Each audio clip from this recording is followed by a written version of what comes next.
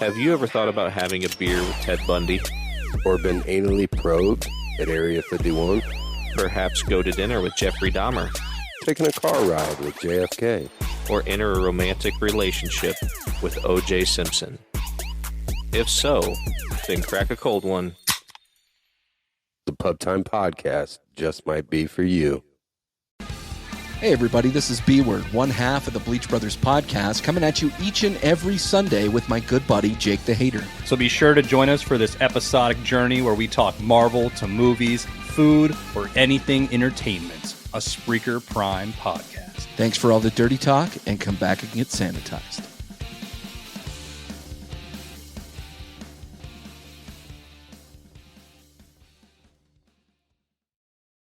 Are you tired of conversations being guided by the loudest voices in the room? Are you tired of people being nice because they're afraid of the consequences if they're actually honest? Are you tired of people that are so afraid of saying what is actually going on that they completely neglect the truth? Well, if that's the case, and you want to hear something that makes you go, you know, that's exactly what I was thinking, but I'm afraid to say it, come check out I Had to Say It, the podcast. Available wherever you get your podcasts fix or at IHadToSayItPodcast.com. You know, one of us draws the line, and the other two just feel that it's their duty to jump over it. And I jumped over it. Hefe just vaulted it. He had like a pole vault. Yeah, I think he actually came up to the line, then he kicked the line, and then he jumped over the line just after it was completely dead. No, he stuck that butt plug from the. So now this is one of those times we haven't done a disclaimer in a very long time. We are not attorneys. We're not lawyers. We're not doctors. Right. We are not philosophical experts. We are not theologians. We're not experts in military warfare, although I think we kind of hold our own if we had a chance. Am I missing anything? Medical advisors, obviously. Financial. We're not financial advisors either. Don't stare at it. It makes it harder when you stare at it.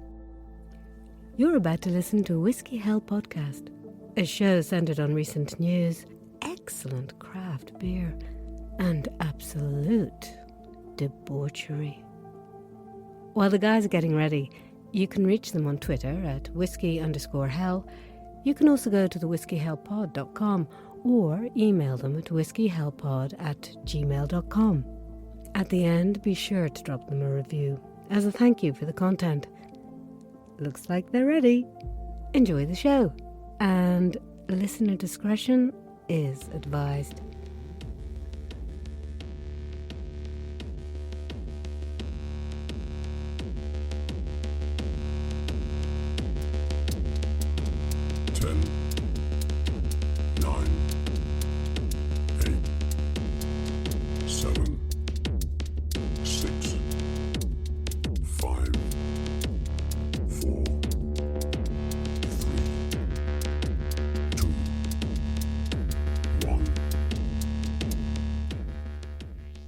Saturday, October 7th, 9:49 in the evening. It has been a day. Fitz, you've been under fire tonight. You've had to endure the struggles of corporate life, the wheeling and dealing. I'm glad you made it. I was worried there for a little bit. Dude, I full on would rather be in actual combat. With bullets being fired at my person than go through that again. That was it. You know, it's just so awkward. Everyone's awkward. Everything's awkward. There we go.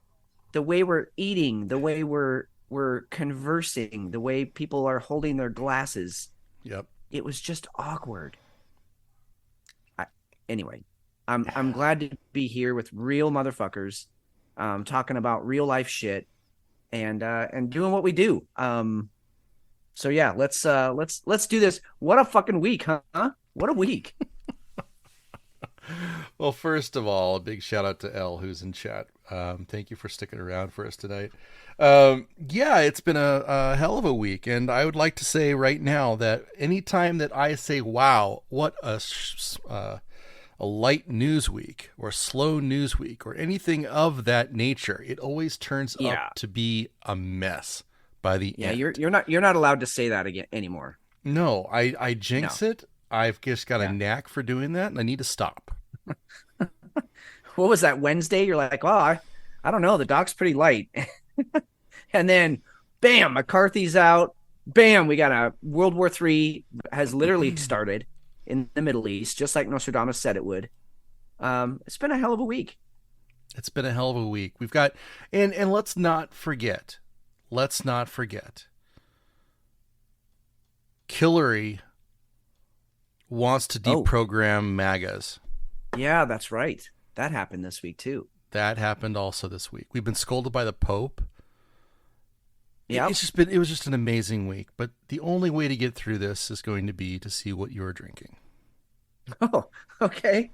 All right. Well, backed by popular demand, we are doing Fitz's mystery beer. Once again, a beer picked out by my better half, my significant other, my wonderful wife. And then what she does is, and this is basically a patent that we're trying to get. This whole system is going to be patented, hopefully by the end of the week. But she goes to the store, she picks me out a beer that she thinks I'll like. And then she comes home, she puts it. Here's the patented part. She puts it in a paper bag, and then she writes on the outside what the brewery is. Yeah, I know. It's groundbreaking stuff. That's deep. But that's what she does. So you can hear the bag. All right. Okay, so this is from Bow and Arrow Brewing, which I am unfamiliar with. Bow and Arrow Brewing.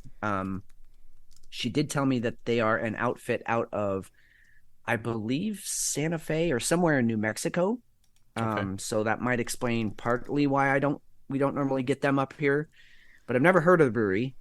But anyway, she picked out this beer. I'm kind of waiting for you to be able to pull up what their lineup is, so that when I taste this beer, we can maybe figure out which of their offerings it is. I will tell you, it poured a very, very golden, like light golden. And it smells like possibly a farmhouse. Okay. It's in that realm, maybe even a strong, but more farmhouse. I'm getting more the lighter notes. Okay. Are you getting any spices? Not much, no. Okay, let me take a sip here.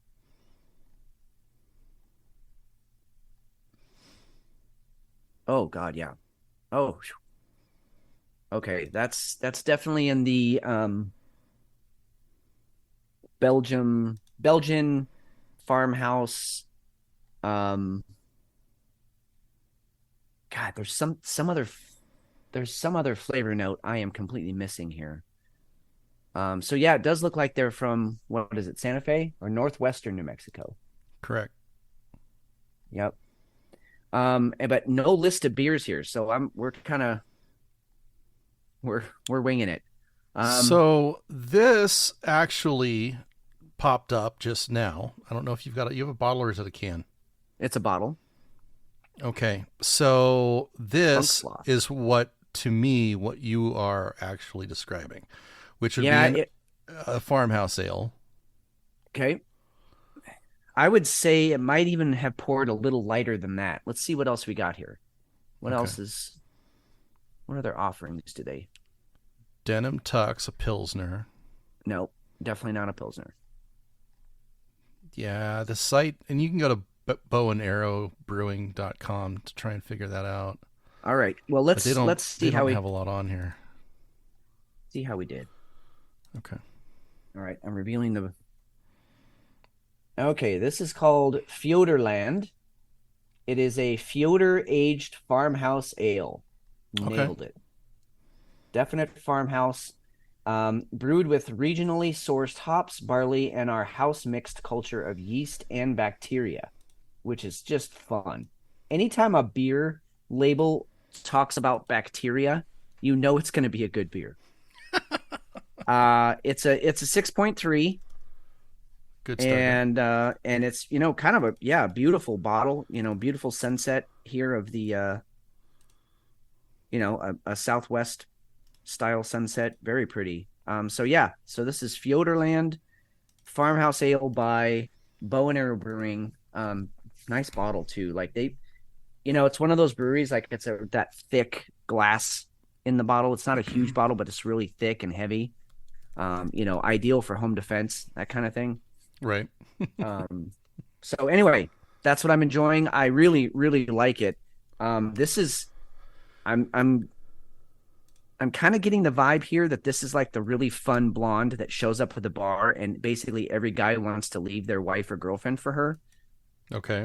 Because she's just like the life of the party, bubbly, light, lots of flavor, the perfect shade of lip gloss. And every time she looks at you, you just go, oh my God, I would kill for you. Gotcha. Okay. So that's where we're at. Well, neat. All right. Yeah. So, for my beer this week, I picked up a bottle at 50/50 Brewing in Truckee, Nevada. Yeah, you did. Yeah, and I was incredibly...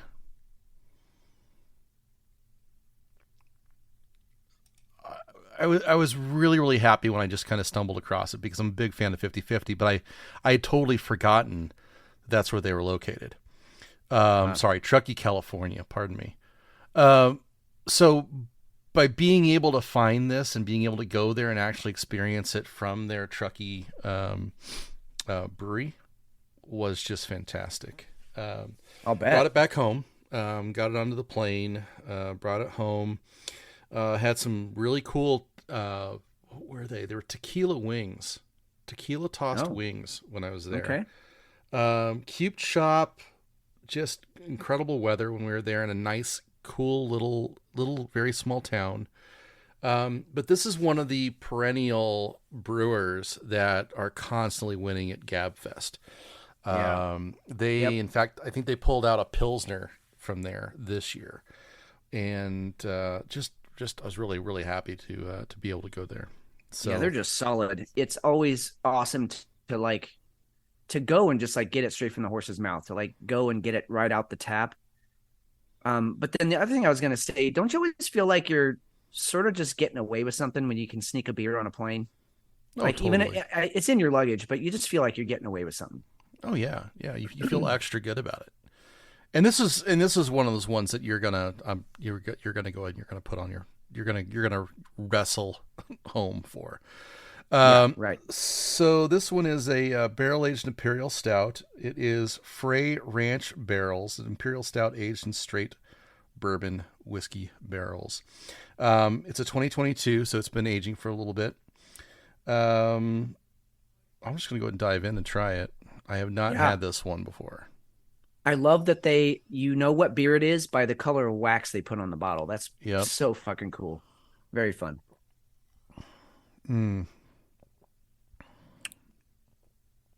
So smooth. A lot of whiskey. It's like drinking a stout that was a whiskey. But there's no burn to it, right? It's completely mellowed out. You get a lot of whiskey, but it also has a little bit of sweet, some chocolate, even a little bit of smoke in this. That's just fun. That sounds like one that you might want to enjoy with a cigar. Yes, it's a cigar beer. Oh, you're absolutely right. You're absolutely right. And it's a night beer too. It's a 12.2 percenter. Oh yeah. Okay. So yeah. 50/50 Brewing, if you find any of their stuff in the wild, as you can see, just for those of you in chat, their Eclipse series is all about barreling, and they are really, really good at it. So I highly, highly suggest you guys check them out. I concur. I second that motion. I would like to check them out. We used to get them a lot down here. In fact, there was a place in Flagstaff, one of those Exxons, that did craft beer, and buddy of ours, our buddy Brad, found it and tipped me off to it. Well, we went in one day and they didn't realize what they had, but since they had just purchased this place, they were kind of trying to get rid of a lot of the craft beer because they didn't know anything about it. Okay. Now these bottles of the Eclipse go for about $26 to about $30 a bottle. Yeah, pricey. I was buying them for $15 a bottle. I walked out with $200 worth of this Eclipse, and this was probably about 2020. Actually, no, it was farther back than that. Probably 2018, 2017, somewhere around there. Yeah, I was just a score, and ever since then, if I can find them, they're awesome. So, yep, solid. Okay. So I think we got to the big elephant in the room is what's going on in the Middle East. We got to dive into that first. Yeah, let's hit it. Let's hit that right off the bat. Actually, I got to do a shout out, and these are kind of going to go hand in hand here. Tomorrow morning, we're doing a pod with Semi Skeptic Pod. These guys are fantastic. They're out of the UK. I've been chatting with them for the last couple of weeks. And they were gracious enough to give us a shot coming on their show. So we're really looking forward to it. But we're going to be talking about the climate cult, climate change, climate narrative, climate crisis, scam. How do we want to refer to it now? we should probably figure that out as we go into the show tomorrow. I mean, I like all of those.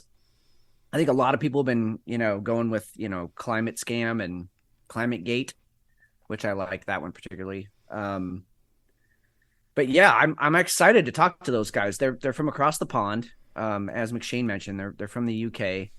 And so honestly, it's going to be hard for me to jump in and talk, which I know is weird because I talk a lot, but I just love their accents. So I might go, if I go quiet, just remind me like, hey, Fitz, you need to talk here. Because I might just be listening to them, and their accents and listen to them talk. So, well, we're looking forward to it. And if anybody wants to follow their show, it's Semi Skeptic Pod, and you can download them pretty much everywhere. We got a Hefe. We do have a Hefe. What's up, man? You guys like my accent? Oh, always, of course. Born in New York. It just can't miss it. It just comes out. Born in New York. Spent how long in New York? 4 glorious years. Yeah, boy, you can really tell. Yeah. Yeah. Yep. How's it going? Well, good. Podcast got off to a little bit of a, I won't say rocky. I'll say bumpy start, but that's typical, and we like it that way. How's your night going at the old casino there? Yes, it's not great. Yeah, last night was good. Last night was a good night. Tonight's busy, but it's not really good. So it's all right. Only halfway through. Good turnaround. I mean, the option of, putting that onesie on, and with the butt flap open and just running around, yelling, fire in my ass, whatever, whatever you'd like to say. That's always on the table. It's definitely always on the table. I might have to use that tonight. I mean, what's the worst that could happen? Oh, what's the best that could happen? You get tips. People are like, oh, that man's ass is on fire. We should tip him. I guess I could see that. As long as it's that kind of tip. I'm not, looking for anything else. I'd give you a tip. No, you would. Give her. I'm good for it. Hey, why did this have to happen in Jersey? Because it's Jersey. So, yeah. Man crashes car into the New Jersey police station with 80s rock anthem blaring. He was playing Welcome to the Jungle when he blew his car right through like the front door of this police station. The only thing that would have been better would have been him having a Camaro. Yeah, or Firebird. Yeah. Camaro, and he gets out of the car and he's got his hands in the air. Yeah, so he did it on purpose, though? Oh, yeah. Yeah, there is that without a doubt. Because right before then, he went to his ex-girlfriend's house, I think, and he did the same thing. He did the same thing to her house? Yeah. And then drove away? Yeah. Authorities say that on September 20th, suspect John Hargreaves drove his gold Toyota SUV into the garage door of a home in Liberty Township. Oh, I thought, okay, so it's just a town. It's just somebody's home. New Jersey, in an attempt to scare or harass the homeowner, with whom the suspect knew, according to the DA's office. Hargreaves left the home and drove his vehicle to the Independence Township Police Department, the closest police station to the house he damaged, according to the DA's office. Team Vegas. He's got to be on Team Vegas, right? Oh, big time. Yeah. Once he gets released from jail, we're there. We're gonna be waiting outside as he gets released, and we're going straight to Vegas right from there. I like that he also has sunglasses on. Yeah. I mean, you know what it looks like, guys? You know who this looks like? Andy. It looks like Andy. He's got the same bald spot. He totally does. Oh, that's so funny you say that. Oh God. Listen, John. Of course you're listening to this show, because why wouldn't you? Right. John, hit us up, man. Email, well, you know what? Whatever you need to do, we'll be there for you. My uncle lives in New Jersey, and he keeps trying to get me to visit. I could go do that. I could swing by John's cell, and Yeah, no, I love it. give him the invite. Well, so all right. So let's say that your guys are going to do this. What music are you playing? See, I like his choice. I think Welcome to the Jungle. I'm not sure that I mean, yes, it came out in 1987. So Well, it is an 80s rock theme, but I wouldn't say like it's like the definitive 80s. I would have picked a more big hair band. Not that Axl didn't have big hair back then, and Slash certainly did. But I would have gone more like, I probably would have gone Bon Jovi. Really? Yeah, I would have gone Bon Jovi. Like Blaze of Glory? Yes. But I think that came out in the 90s. Now I have to check that. I was thinking like Rage Against the Machine. Oh, there you go. Something that would like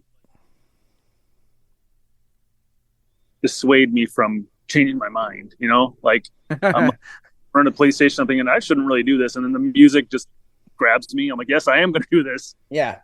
You're Yeah. like, fuck it. Yeah. Oh, great suggestion from L in chat. Fuck the Police by NWA. Yeah. Oh God. Just shooting. as loud as you can make it. That's pretty good. Another one would be like There Goes the Neighborhood by Body Count. Mhm. Oh, that would have been fantastic. I don't What know. about like some Ride of the Valkyries, maybe? You're going to opera? I'm gonna go straight up opera and just try. If you do that, the cops are coming out guns drawn. There's nothing joking at that point. No, that just became serious. Like, this isn't just some drunken escapade. This is someone's coming in and meaning to do us harm. They're playing Ride of the Valkyries. That's serious. Or like, I mean, no, never mind. I'm not gonna say that. God, bad Fitz. Nice catch, though. Thank you. Yeah. Thank you. Nice filter. I'm McShane, I'm saving you work on the back end. You are saving me work. You would have Yes, definitely I had to appreciate edit that. was that what I was just about to say. That's okay. That's okay. Yeah. There's usually at least one a night, and that's okay. Hey, I'm a 2 a night guy. You I'm not anymore. No, just one. Well, Yeah. that's not. I mean, that's not true. When we were in Vegas, that one night you had several. That made up for like a year. But days in Vegas, I thought. Wait, are we talking about like partners, or are we talking drinks, or what are we doing? No, I thought we were just talking about one-liners. Oh, I went a completely different direction with that. My bad. No, that's okay. I did too. So I'm the only sane one here? Yes. I think yeah. Yes. Fitz, can you explain this to me? Exactly what the fuck is happening? No, I cannot. So this is surveillance footage, and it's people who are in the screen and suddenly they just disappear. It's like somebody just totally disappeared. Yeah, so I don't know. Someone highlighted them with their cursor and they just pushed delete. That's what it looks like. And I'll tell you, I'm not going to say hundreds, but there are definitely tens of these videos out there. And this one to me is sort of on the bubble. This one looks like it could have been staged. Yeah. Some of the other ones, it's fucking weird. Like, it's right out of when Thanos snapped his finger. Like, there's one that was actually in New York City, and this car is just going along, and then you can like see the person driving, and then they're not driving. They're gone out of the car, and the car rear ends the car in front of them. And then people are like, what the hell? They come out and there's no one in the car. And so it's either a highly elaborate hoax of people doing some major cutscenes and deepfakes and shit, or people are literally being deleted from this planet right now as we speak. Yeah, so this one in the hospital was weird. Yeah, this one that you showed me in the weird. So you've got these 4 different angles in 4 different places in the hospital, and then all of a sudden, it's like these people just they're gone. They're gone. They're, like, the crutches are standing up, and then they fall over, like, because no one's there to hold them up. I don't know. I cannot explain any of this. I'm not sure I want to explain any of it. Yeah, that's bizarre. Huh. The more you watch it, the weirder it gets. Well, and you start to totally buy into it. Now, this is it's probably some kind of video shenanigans. You guys can go ahead and look it up. I think it's under like glitch in the matrix, stuff like that, disappearing people, things of that nature. But one of the things that this kind of leads to is there's a pretty big following that this is a simulation. Yeah. Especially when you think about all of the things that happen with, what the hell is it? The Mandela effect. Yep. It's pretty freaking weird. And I hate that you found that. So thanks a lot. You're welcome. I think I was the first one to find the Mandela effect too, and that one fucked with my head. It still fucks with my head, to be honest. Yes, yeah. I mean, the ones that are coming out now, it's like, I mean, the last one I sent you guys was about that Christmas song. I was like, no, fuck you. That's not what he says. That's not what he says. Yeah, that one was pretty weird. You can count on me. That's what he says. You can count on me. Yeah, not plan on me. That's no. First of all, if it's plan on, that's terrible lyrics. No, it doesn't. Nobody make any wrote sense. that. No, shove it up your butthole. So Gray's Taproom said it's like the Avengers. We got Umbrella, totally. Umbrella Capital, Umbrella Academy. What else do we have here? Thanos. I'm down with some Thanos. If we're just going to go ahead and get rid of some people, it's totally fine. Right. I mean, he had a point. Have you seen anybody like just disappear from one of your tables? No. No, that would freak me out though. There's Would something it, or would you just like slowly reach across and take their chips and put it in your tip jar? That's a take that. Yeah, No. thank you. No, I think I'd be too scared to touch their chips. The chips are tainted. Yeah. Taint chips. Is that what you call those little bits of toilet paper that sometimes get stuck in your taint? Can you call those taint chips? I think it's what you call when you bleach your asshole and it flakes. Does it flake? I don't know. Why did you say that? I don't know. Let's just say it does. You know what though? So thanks a lot for that, Hefe, because that brings to mind a story that I saw about this woman who was taking Ozempic, and her genitals started falling off. They like sloughed off. Ooh. Wait, starting with her butthole, and then I believe the correct term is her labia, just like it burned off, like just just gone, sloughed off. Boom, bingo, bango, bongo. And they blamed it on the Ozempic that she was taking.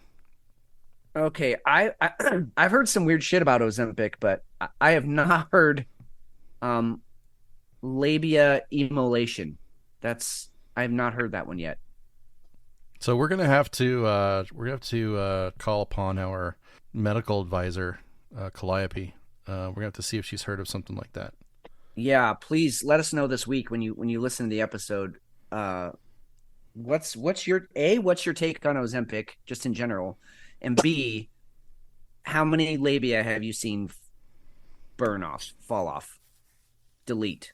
That wasn't in association with Hefe because he's right, fast. I mean, minus the human jackhammer. Like how many other times has it happened? I did have that on my bingo card this year, though. Human jackhammer? No, the labia burning off. Oh, Right next to the free space. Oh man, lucky. I did not get that one. No, I gotta go.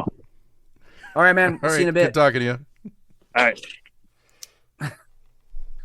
Anal bleaching. Leave it up to that guy. We say it all the time, but one of us draws the line, and the other two just feel that it's their duty to jump over it. And I jumped over it. Hefe just like vaulted it. He had like a pole vault. Yeah, I think he actually came up to the line, then he kicked the line, and then he jumped over the line just after it was completely dead. No, he stuck that butt plug from the pole vault right in there and went right over the bar. Nice throwback to 2 shows ago. Well done. Hello. All right. Hey, it's a butt plug night. Okay. All right, let's get into Israel and Hamas, because this is the elephant in the room. The thing that I don't think obviously Israel didn't see it coming. They were completely caught off guard.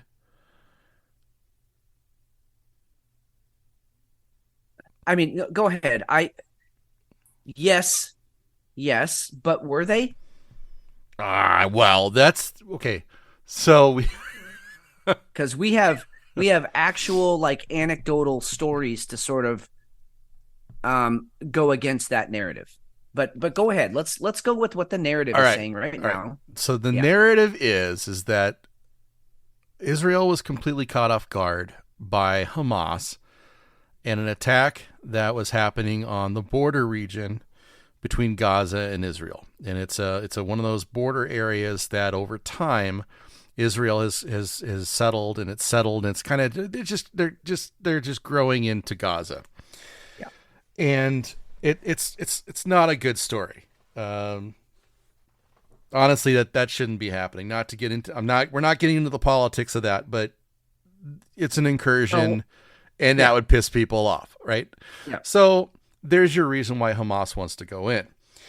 Now, not to mention the 2,500 years of religious. I mean, let's not forget that's a holy site for both Muslims and Jews. Yep. And they both claim ownership of it. Yep. So, I mean, we're not just talking about like, oh, your grandpa killed my grandpa. we're talking about your entire people have been killing my people and taking land from my people that belong to my people for thousands of years. So you have and vice versa. layers. Yep. Yeah, and vice versa, right. You have layers and layers and layers and thousands of years of history behind this. And somebody somewhere was like, that's enough. We're done. We're going to launch all of our 5,000 rockets at them all at once. So now this is one of those times we haven't done a disclaimer in a very long time. We are not attorneys. We're not lawyers. We're not doctors. We are not philosophical experts. We are not theologians. We're not experts in military warfare, although I think we kind of hold our own if we had a chance. Am I missing anything? Medical advisors, obviously. Financial. We're not financial advisors either. So the narrative is that Hamas catches Israel with their pants down, and it's on a holy weekend. They just got done celebrating the 50-year war that happened in, I think it was 1973. I mean, think about the words you just said. Celebrating the 50-year war. Yeah. Yeah. Okay. Yeah. Commemorating, celebrating, whatever. But yeah, so they didn't realize. And in comes Hamas with 5,000 rockets. They flew in on paragliders. Yeah, that was weird. Yeah. I would like to know what dropped them off. I was not aware that Hamas had either helicopters or. So, the paragliders that have the air pusher in the back. Yes, they have the big giant box fan in the back. Yeah, that's what those were. Well, but I saw an actual paratrooper also land on a rooftop, and they shot him dead as soon as he landed. So something dropped him from somewhere. Totally could have been. So all these weird things start happening, and now. And we'll just call it is. They're at war. Israel's declared war. It's gotten bloody. I think it's last I saw, and these numbers aren't good. The death toll on the Palestinian side, I think, is up around 300 something. For Israel, it's over 350. There are hundreds and hundreds of Palestine's taken hundreds and hundreds of captives. Yeah. So that's the really scary stuff. Yeah. Some of the footage coming out of there is pretty atrocious. Dead bodies and so forth. Civilian vehicles, they're just shooting at people like grandma and grandpa. I saw them. This old couple got off a bus and they just shot them right there in the street. That's horrific. But it's the hostages they're taking where you just know that's not going to have a happy ending, and there's probably hours of bad shit before it doesn't have a happy ending, right? Or days or weeks, I don't know, but yeah, that's some scary stuff there. So there's your setup, right? This isn't going to be a dust up. The IDF, the Israeli Defense Force, and Netanyahu, their PM, has already said they're going to go into, and I'm paraphrasing, they're going to go into Gaza and they're going to level it. There will not be a political structure when they get done. There will not be infrastructure when they get done. They've already shut down everything going into Gaza. There is no power. There's no water.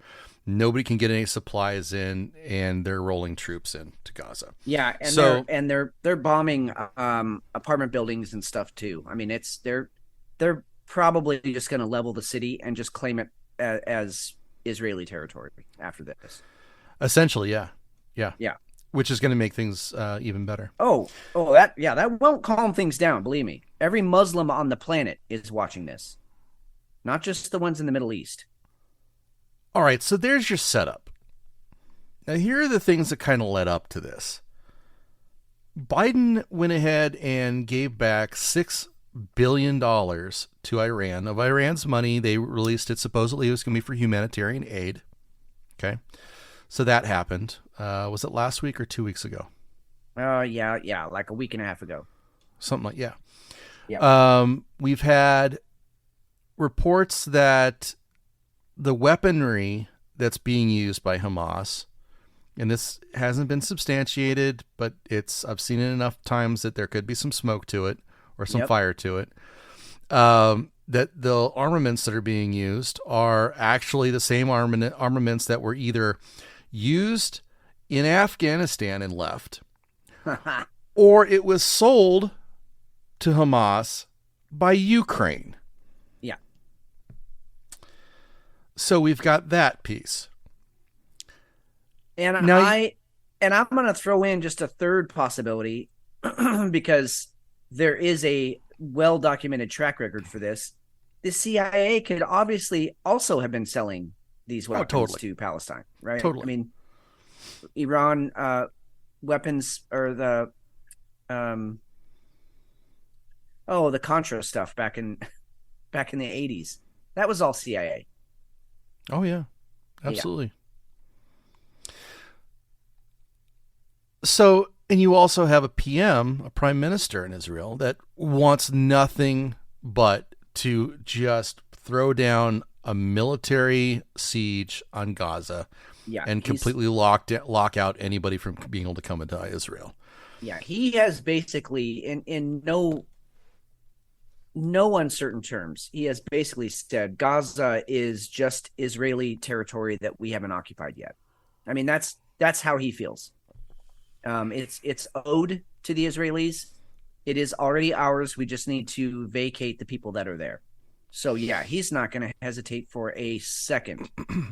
And when we say they're rolling in, I mean, we've seen video of truckloads and trains full of tanks. The Israeli Defense Force, IDF, is mobilizing everybody who they can right now. It's time to suit up and go serve your country. So yeah, it's going to be a full out urban assault. Now, something we covered, I want to say it was about 3 or 4 months ago, when Netanyahu suddenly came back in. This was the guy who was trying to get rid of the ability of their Supreme Court to have any say over anything that the Prime Minister was doing. Now, that's also a precursor to all this. You remember when we got into that? Yep, I 100% do. Yeah, so, and I mean, you start. No. I was just gonna say, you start putting all of these. You start looking back and being like, "Oh yeah, that happened. Oh yeah, that happened. Oh, remember that?" And I mean, pretty soon it's like, 2 + 2 = 4 every fucking time, and here we are. Like all signs lead to, of course, this was going to happen. Of course. So if you look at Ukraine, you have Ukraine backed by the U.S. fighting Russia. Iran is backing Russia with armaments and oil. Iran backs Hamas. Yep. A lot of the drones that Hamas uses are from Iran. Iran. Yeah, it's Iran. That's okay. I don't think too many Persians are listening to this, so I think we're good. They probably, yeah. I kind of doubt it. We'll see if we can get them listening. That'd be outstanding. I would love to hear their take. I really, really would. Oh, I would too, 100%. But yeah, my point was only Persians are the only ones that really actually care about how you pronounce Iran. Oh, okay. Well, yeah, okay. So I just really quick, can we linger on the link there between Iran supporting Russia? I'm sorry, Russia. And what Russia historically has been against and for in the region. Remember, let's not forget the Russians were the first ones to go into Afghanistan. Under what pretense? They wanted to unify all of the tribes so that they would get the Muslim world to be with the communists. I mean, that was their goal. That if we have a unified Afghanistan, then we will have, number one, the resources from Afghanistan, but number two, we would have a unified Muslim world. And which they failed miserably, of course. And we helped fund that, by the way, the uprising. But now here we are, fast forward 35 years, and now we have these alliances that I'm not going to say they're, being reformed. I'm saying they probably never went away. I'm saying that there are sympathies there on both sides of this, that you have the Ukraine-Russia dust up, and that starts to wane. What do you know? Now there's a dust up from some of Russia's allies against who else? Some of the United States allies. Because as we were discussing in chat briefly, Israel is, the United States is probably Israel's, number one ally. We are why they are still a country, why they haven't been wiped off the map themselves. Oh, and the UN. And the UN. Well, too. Okay, but West. The UN is just the USA minus the S and the A. And so we've supplied them weapons, training. Their entire Air Force is American-made jets, the entire thing. So yeah, we're it, and we have, for whatever reason, unequivocally, and under no conditions at all, we support Israel. No matter what happens, we have their back, and which kind of leads us to, our anecdotal stuff that we're going to get to in a second here. But I didn't want to totally cut you off. I just wanted to kind of clarify that we are absolutely 100% allies of Israel, their strongest allies. And so if Israel's at war, and go back and look, many presidents have said this, if Israel's at war, the US is at war. So I think you brought up a point that's very, very important, about how Ukraine is waning and it's no longer sexy anymore. And it's been pretty clear for quite some time that you can't get a more motivated world, West anyway, than to have something happen to Israel. Yep.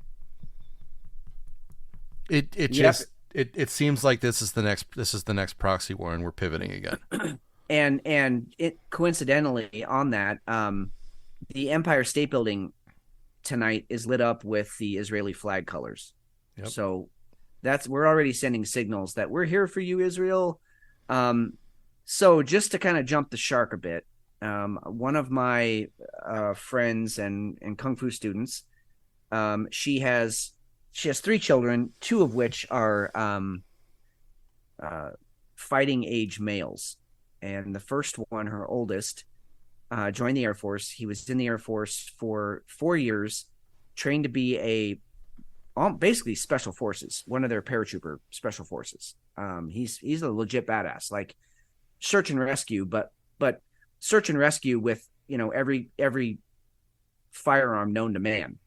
So because you got to fight your way in to rescue these people and then fight your way back out. So he got out of the official military and he signed up with Blackwater, which, by the way, I'm not going to say any exact numbers, but he's getting paid mid 6 figures. And he's just like a lowly grunt. Yeah. And he's getting paid mid 6 figures from Blackwater to go over. Anyway, he just shipped out. He got his marching orders about 5 weeks ago. He just shipped out last weekend. And I'll give you 18 guesses as to where he's going. And the first 17 don't count. That's right. He's going to the Middle East. He's shipping off to Jordan, which is in close proximity to where all this shit's going down. Now, her youngest son, he joined the Air Force a year and a half ago. So he's still in the Air Force, and he's being officially deployed. Once again, I'm going to give you a lot of guesses, but you already know where they're going. They're being deployed to Turkey, which is also our strongest ally in the region. That's just north of where all of this shit's going down. So we are already moving. We've already known that this was going to be a problem weeks ago. We're already moving troops into the area, and not just troops. Air Force is going there, ground troops, Marines. My other student who's a Marine, he's got buddies that are still in the Marine Corps. They already shipped out weeks ago. We've known this is coming. This wasn't a surprise. to anybody in the top brass. It's only a surprise to Western media at this point. This area that got attacked is so locked down. It has cameras. There is electronic surveillance. There's heavy fortifications. This screams of rigged. Yep. 100%. From the start to the end, and people, and I'm telling you, especially when you look at the sensationalism that's going on with everything that's on social media, watch out. If you're listening, to make sure of what you're looking at. Don't buy into it. Fitz, how many times did you see today where there's video game footage that was being oh my God, propagated? I kept seeing it over and over, and people are like, look at this. This is showing a dogfight over Jerusalem. I'm like, that is so obviously a fucking, that's right out of Call of Duty. What do you mean? And and there was another one of this guy. You can see how computer animated it is, but he runs up, kneels down, and has an RPG, and he fires it at a helicopter, and he's like, here's Hamas taking down an Israeli Black Hawk. It's like, come on, people, stop falling for this shit. Yeah, it's thanks not for the real. cutscene. Yeah, exactly. It's the same playbook as remember when Ukraine started, and admittedly, I mean, we got all worked up over that. I was a lot of that. I completely own that. You start seeing some of the things, the sensationalism. This was the first war that you're actually getting to experience firsthand. You've got all these spaces going off. You've got quote unquote experts coming in, and it was something because you were so a part of it. Right. Well, being able to step back and having gone through that and seeing how fucking wrong we were about the first week of that war, you can look at this and you can see a lot of the same playbook is being played. Yeah, totally is. Totally is. And the same, the same playbook, but even the same players. Yeah. And I'm talking like at the top brass, and, you know, and in the media companies and the narratives that are coming out. I mean, it's just, if you really step back, it's incredible how similar it all is. Yeah, I'm looking at that map that you have up right now. I did not realize. I knew Jordan was close to Israel. I didn't realize it was its neighbor. Oh yeah. And that's where Blackwater's sending all of its people right now, is Jordan. Yep. Right across the fucking Dead Sea.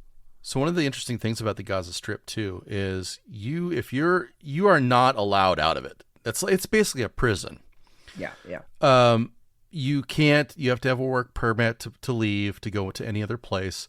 It is, in fact, Ashkelon, that's one of the heavy fighting areas. When you go if you're a fisherman there, you're only allowed to go, I want to say it's like 400 yards offshore. Otherwise you'll be gunned down. So it's an awful area. Okay. It's an awful area. It's like, it's concentration camp. So I completely get it, but this is not going to end well. It is not going to end well. And I wouldn't be surprised if if that just gets paved over by the time this is done. This is one of those things that, we've talked, there's been the 7-day war, and there's been other wars that have been only a few days and things like this. This may be the last time. The Gaza Strip may be gone after this. Yeah, and that has, I mean, clearly, I guess I'm stating the obvious here, but that has such huge global implications. You can't just have as Israel, and again, in some, it depends on what side of the narrative you're on, but in some parts of the world, Israel and the Jews are considered the occupiers. Mm-hmm. And so as an occupier, if you just come in and start wiping out the locals, that's the kind of shit that should be brought up in front of the UN, but it won't be, because the UN's run by the US, which is Israel's closest ally. But on the other hand, what does Hamas look like here? I know. I'm not saying that they're guiltless. No, but that's where we are. That's exactly where we are. Yeah.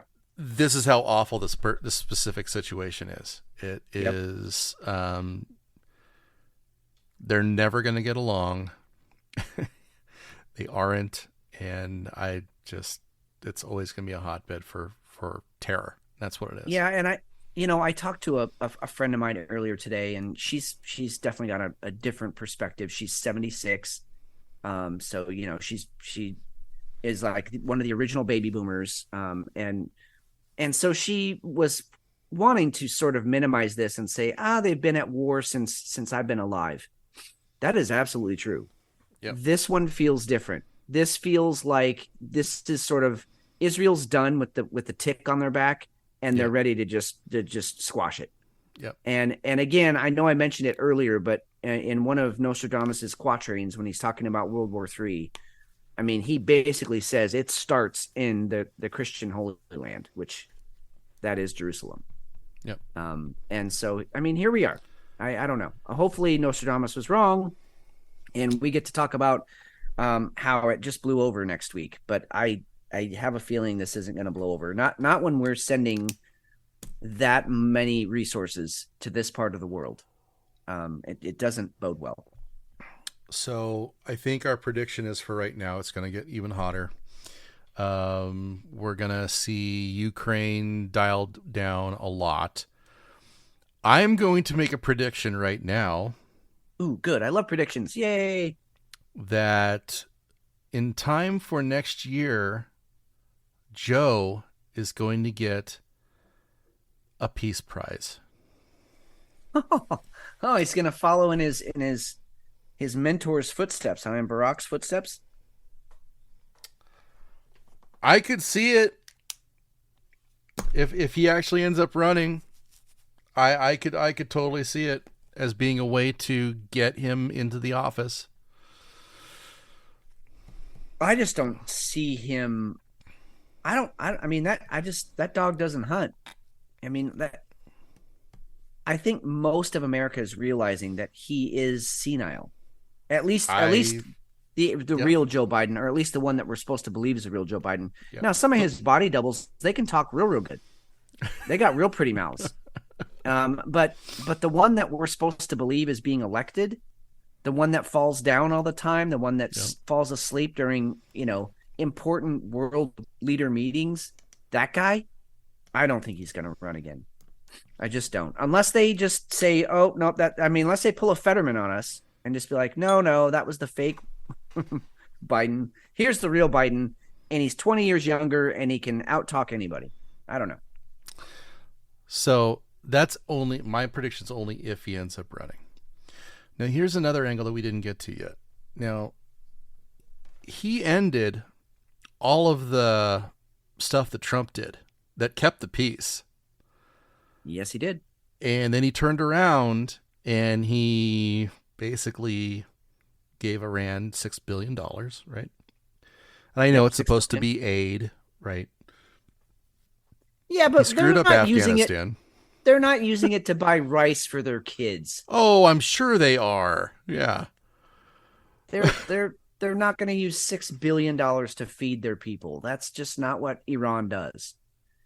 Iran, if anything, they're ramping up their fucking nuclear program again. That's what they're doing.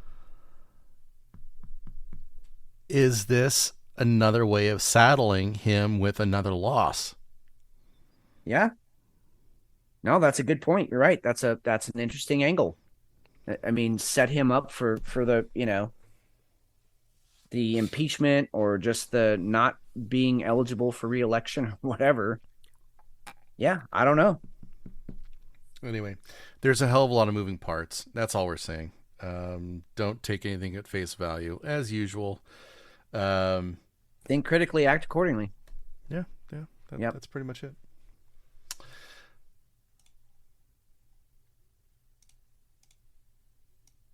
Fitz. Oh, yeah. Yeah. I mean, that it's just a lot because it's really heavy when you it's heavy. War is heavy, but when you start seeing some of the videos coming out of there, And again, some of them are staged and they're faked, like they were in Ukraine, with the actors and the fucking crew and all of that.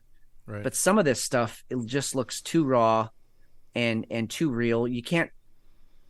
I mean, at least I don't think you can fake a dead body like that. I don't know. Maybe you can. You're talking about the woman? Yeah, her. I've seen a couple others that are like that. But yeah, the woman with her legs doing that's not. You can't get an actor to just lay there like that. No. I'm buying that one, unfortunately. But it's something else that's been very interesting though. So if you look at social media, it came out very quickly that she was German, and she was hanging out. She was here for a peace rave that was right near the border, which was actually where the that's where shit broke out. That's where shit broke out, and that's where a couple hundred people were actually taken prisoner, and shot, and all kinds of things. But she was one of the ones. Now, if you look through social media on X, you will see her pictures everywhere, and she's beautiful. Yeah, she was. But it almost makes you wonder: is this an AI that they've gone ahead and they found? This person would be perfect for that. You can't really tell who it is. We're going to go ahead and use her, and now we're going to go ahead and put a story out there for it. I don't know how much we're being deep faked anymore. I had a buddy send me a video, and it was from the movie. I think it was called Mule, the one with Clint Eastwood. Okay. But they deep faked Biden into Clint Eastwood. And they redubbed the audio. If you just saw this, you'd be like, what the fuck? It looks like Joe Biden just got pulled over for trying to run a bunch of, drugs. Right. I mean, it looks so real. It's so believable. And he sent it to me. He's like, and he's a little gullible. That's just kind of his nature. And he was like, dude, is this real? What is this? I'm like, no, man, that's a Clint Eastwood movie. You can go look up the movie, but they deepfaked Biden's face on it. But he started to buy it. Yep. I mean, you cannot believe anything you're seeing anymore. No. You just can't. Anyway, I know we've been stuck on this one, and this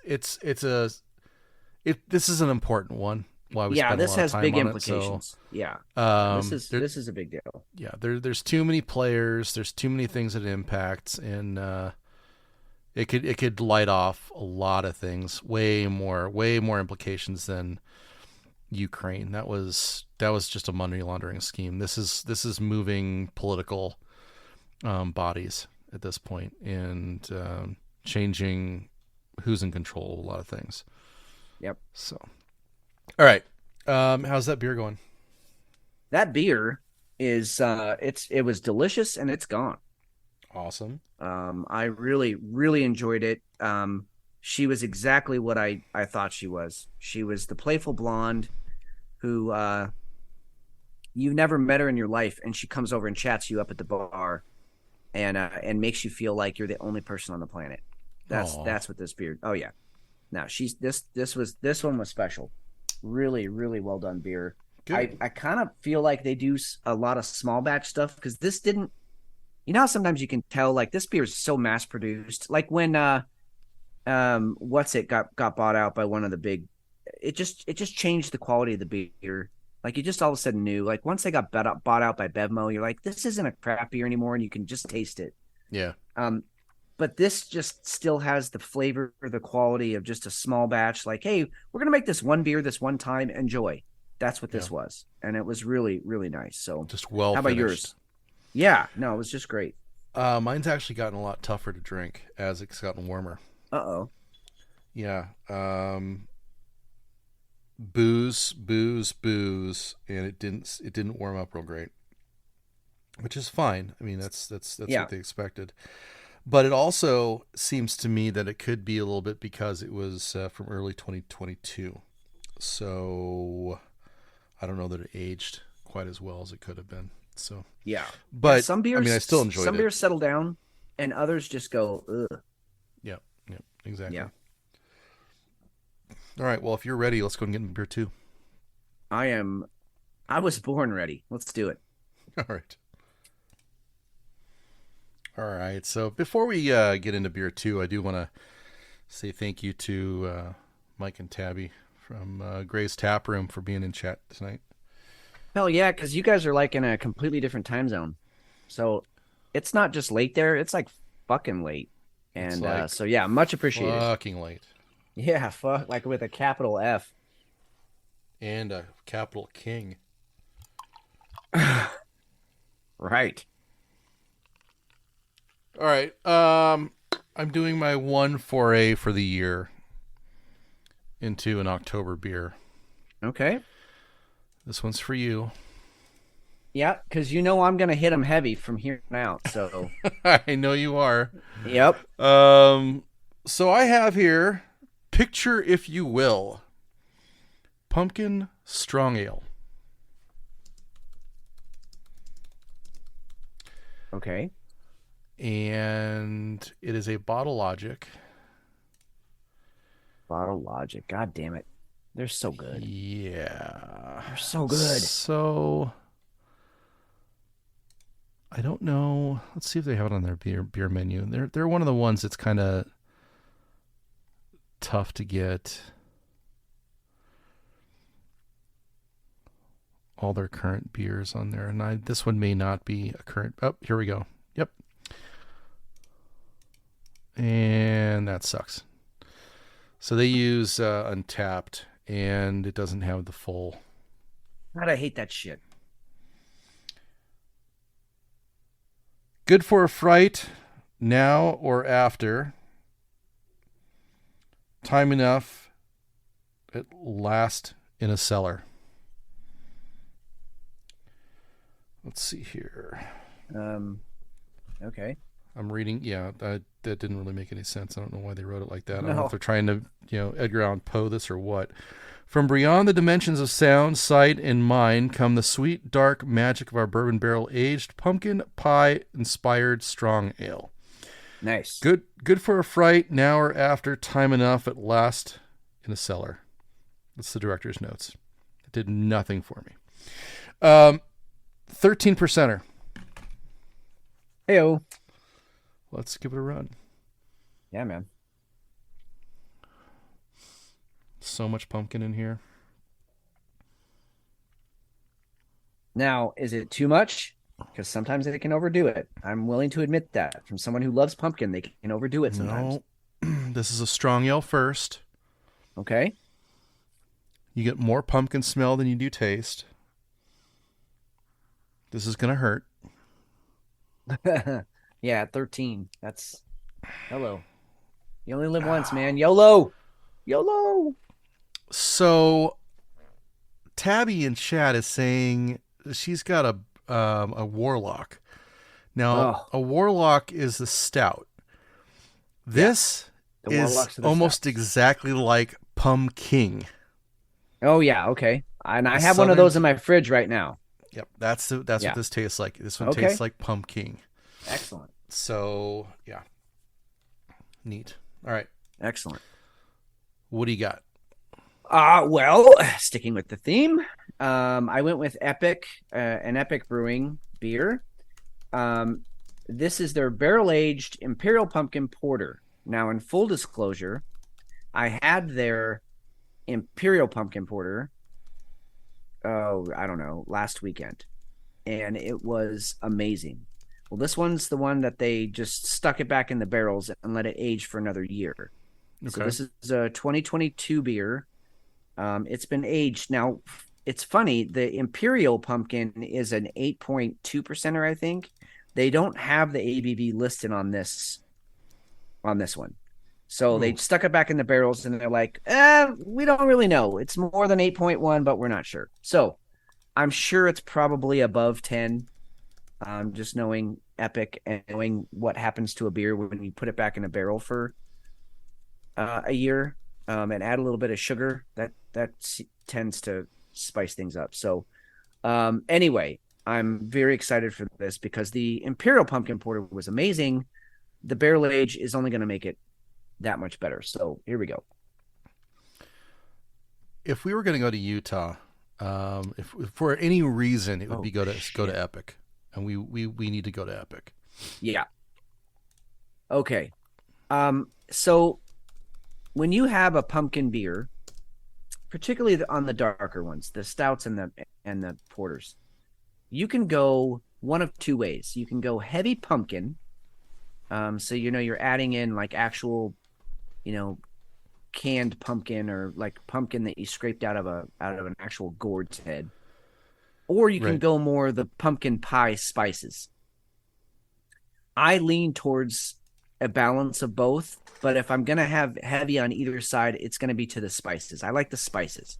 I want the allspice. I want the nutmeg. I want the cinnamon. I want the flavors of fall. I want all those barky, earthy herbs in my mouth. And that's what this beer is. And I am so happy about it. There's a little pumpkin in there, but this is mostly just the spices, the nutmeg. This is fucking fall in a mug. I am smitten. The cute blonde that bounced in and had fun with me. This is the dark-haired brunette goth girl that comes in, and every fucking guy is lusting after her the moment she walks in the door. That's who this is. And I want her so bad. I want to just like shotgun this, and I can't because it's so good. It is goth girl in my mouth, and she can stay there all night. Oh my God. I think everybody wants a goth girl in their mouth. Whew. All right. So you just established a fall beer. I don't think we've ever had a fall beer on the show in that sense. And I think it might just be because I haven't thought about it like that. We've got summer beers. We've got spring beers. We've also got winter warmers. Right. But not an actual fall beer where you're just going from the spices alone. I don't know why we've never gotten to that. Yeah, I don't know either, but this is it, man. It's God, so good. This is Morticia Addams and those beautiful, beautiful breasts just in my mouth. And then as they're in my mouth, there's leaves falling off the trees, and just sort of sprinkling my head. It's epic. It truly is following with the brewer's name. This is an epic beer. Well done. Wow. It's awesome. And I'm sorry that it's overshadowing the first beer, because that first beer was very interesting, very worth a gander. But damn, this is good. Ugh. Well, Fitz. Let's can we go to Killary for a second? Yeah, let's do that. All right. Now, she's with Christina Amanpour, who's one of the worst. Oh God, she's such a correspondents there are. She's bought and paid for. Oh yeah. Yeah.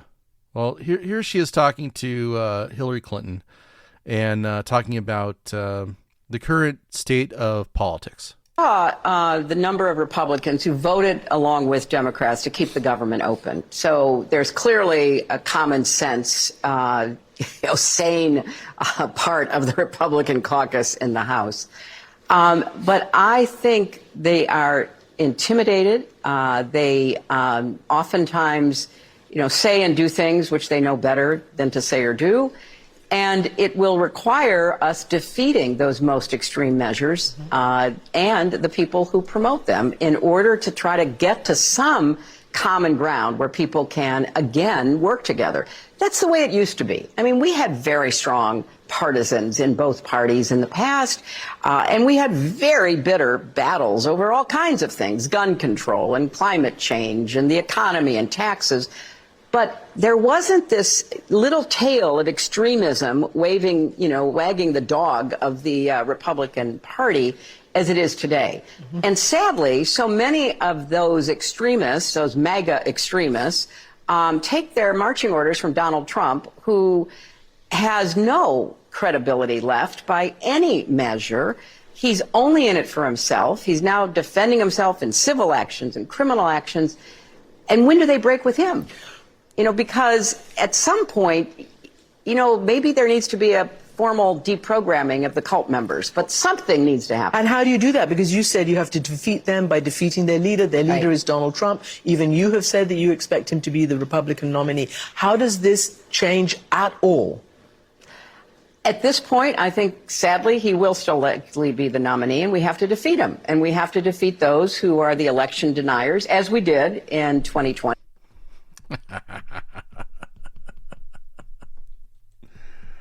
So that's the soundbite. Deprogramming. That ranks up there with the word cleanse. Yeah, right. Ethnic cleansing. And let's face it, we're talking about people's right to think the way they want to think. We're talking about somebody's reason for voting, and then you're going to go ahead and deprogram them. Very strong words, very, very strange words to use, even if you're Hillary. Yeah. Yeah, and I mean, you know, Donald Trump's a lot of things, but to pretend that he's clever enough or smart enough to figure out a way to program people to think the way he thinks, you're so far overreaching here. What really happened was he plugged into something that was already there. He spoke to a part of America that was bubbling and seething under the surface.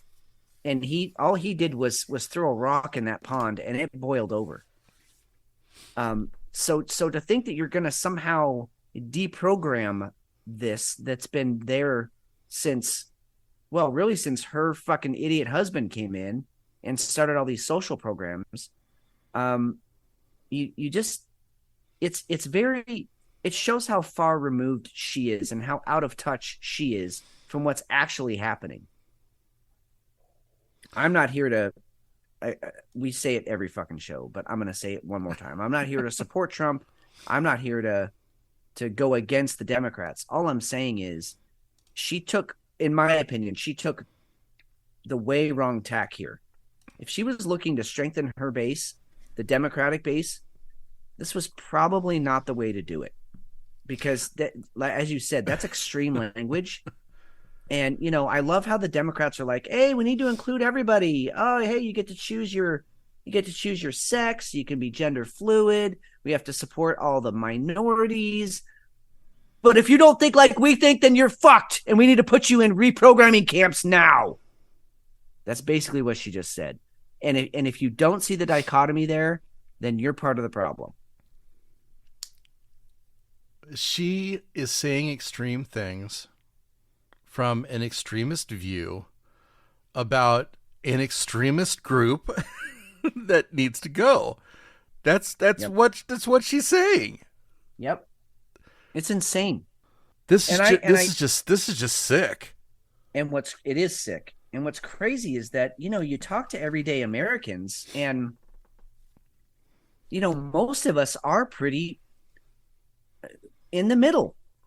We're even if you lean liberal, you're still willing to hear the other side. You're still willing to have a conservative neighbor. Correct. And vice versa. I mean, most of us are moderates. We might have our leanings, but we're moderate in those leanings. We don't want to see people put into reprogramming camps, or on the other side of the fence, we don't want to see, you know, walls built around migrant communities. But yet we're being represented by these extreme factions, these extreme ideas, and we're told that that's how we have to identify, or we're not valid. We shouldn't vote. We shouldn't be a part of the election process because we're somehow, quote unquote, misinformed. It's crazy. I know how we got here. I get it, but it still surprises me that we got here. Well, this is what blew me away this week. Now, sources telling me at this hour some House Republicans have been in contact with and have started an effort to draft former President Donald Trump to be the next speaker. And I have been told that President Trump might be open to helping the Republican Party, at least in the short term, if necessary, if it's needed. Now, there is no rule on the books that says that somebody has to be an elected House official to be the Speaker of the House. I know. When I heard this, I was like, doesn't he have to be a senator? No. Doesn't he have to be? No, he doesn't. He can Rule be 26. He can be anybody that the Republicans agree should represent them in the House. So McCarthy gets kicked out of office at the beginning of the week. And by the end of the week, we've got Trump going, yeah, I wouldn't mind being speaker for a few months until you guys get everything ironed out. I still plan on being president, but yeah, I'll help you out. Yeah.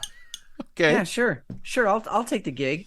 Real quick, let's go back and review, because it's been widely discussed that there has never been a removal of the Speaker of the House in the United States House of Representatives. It's come close a couple of times, but it has never actually happened. People have died in the office, but never been removed. And the reason for that is, up until McCarthy, you had to have a majority of the majority to vote out the House Speaker. So, in other words, if the Republicans are leading, you would have to have over 50% of them voting out their representative, and you just could never get it.